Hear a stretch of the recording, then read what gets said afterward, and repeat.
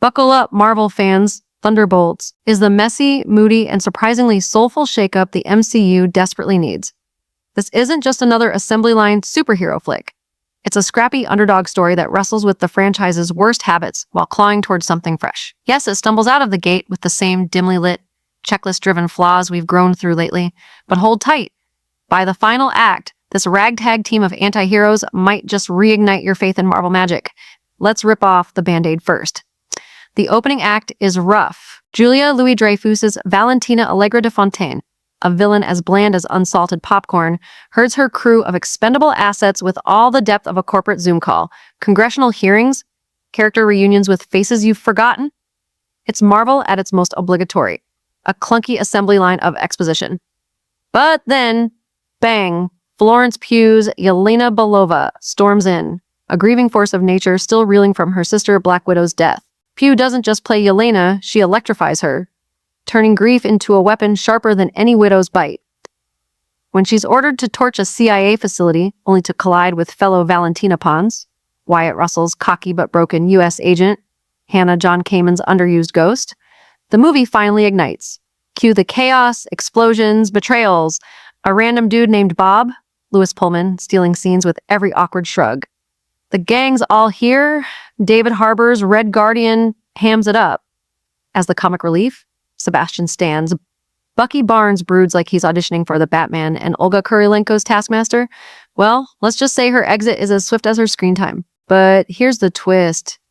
Thunderbolts isn't about the fireworks. It's about the cracks in the armor.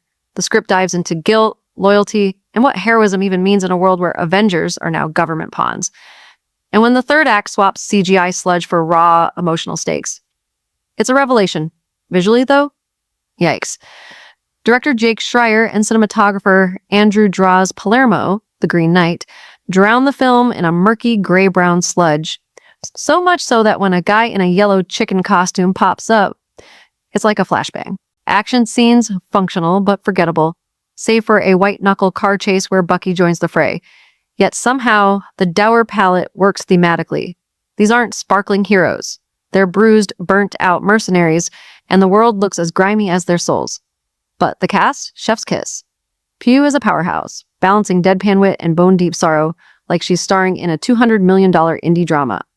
Pullman's Bob, a seemingly ordinary guy with secrets, is the film's beating heart, a reminder that Marvel's best characters are often the ones without capes. Russell smirks and seethes as a soldier desperate to be a leader, while Harbour's Red Guardian is the lovable oaf we didn't know we needed.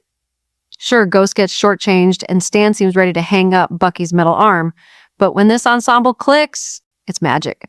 Here's the kicker. Thunderbolts doesn't fully escape the MCU's curse. That post-credits teaser still feels like a Disney Plus ad, and the first act drags like a parachute. But in a phase cluttered with multiverses and quantum realms, this film does something radical. It grounds itself. No universe-ending stakes. Just broken people fighting for a second chance. So, can the MCU rebound?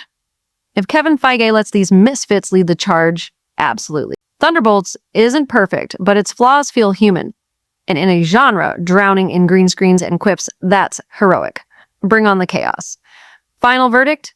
A clunky start, a dazzling finish, and Florence Pugh's star power make Thunderbolts a reeks. The shot in the arm the MCU needed. Phase 5's saving grace? Maybe. But it's proof that Marvel's heartbeat isn't dead, just buried under a pile of multiverses. Dig this team up. 7.5 out of 10.